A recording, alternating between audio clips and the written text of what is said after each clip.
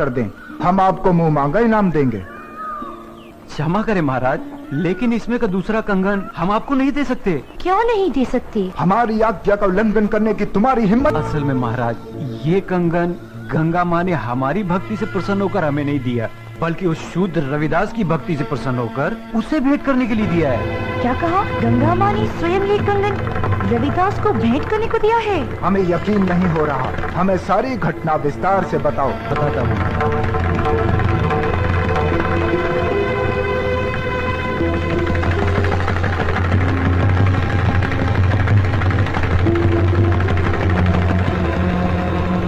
महाराज, हमने सोचा कि वो शूद्र रविदास इस सोने के कंगन का क्या करेगा, और बस इनाम पाने के चक्कर में इसे लेकर आपके पास चले आए महाराज। ये तो बहुत बड़ा चमत्कार हो गया, ऐसा तो आज तक कभी सुनने में नहीं आया। कल हम स्वयं रविदास जी से मिलने उनके घर चलेंगे और आप सबको भी हमारे साथ वहां चलना होगा।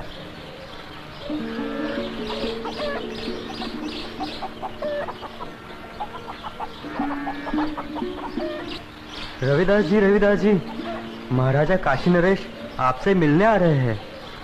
उससे मिलने आ रहे हैं? पर क्यों? महाराज की जय हो।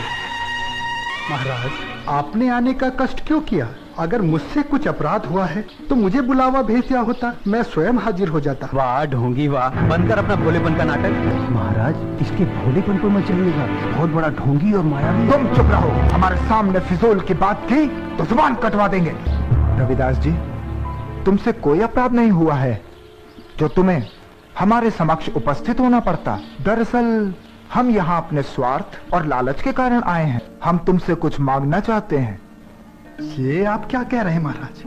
मैं गरीब भला आपको क्या दे सकता हूँ? मैं तो जूते बनाकर चमड़े का छोटा मोटा काम करके बड़ी मुश्किल से अपनी गृहस्थी पालता हूँ। आप तो राजा हैं, आपकी कृपा से तो ना जाने कितने घरों के चूल्हे रोज जलते हैं। रविदास जी, हमें इसमें का दूसरा कंगन चाहिए जो केवल तुम ही हमें दे सकते हो। मैं? इसमें का दूसरा कंगन मांगना हमारी मजबूरी है। इस कंगन ने हमारी महारानी का मन मोह लिया है। ये कैसे संभव है महाराज? भला मैं इसमें का दूसरा कंगन कैसे दे सकता हूँ? ये तो बड़ा मूल्यवान लगता है और मेरी ये हालत आपसे छुपी हुई नहीं है महाराज।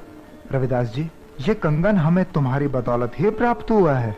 मेरी बदौलत आपको ये कंगन